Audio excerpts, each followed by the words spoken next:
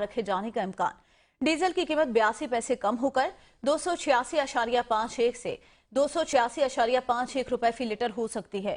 Petrol की मौजूदा कीमत को अगले 15 रोज के लिए बरकरार रखे जाने का इम्कान। 16 मार्च से डीजल की कीमत में मामूली कमी और पेट्रोल की कीमत बरकरार रखे जाने का इम्कान है और इस हवाले से डीजल की कीमत जो है 82 रुपए कम होकर 286.51 रुपए फी लीटर हो सकती है, जबकि पेट्रोल की मौजूदा कीमत को अगले 15 रोज के लिए बरकरार रखे जाने का इम्कान है।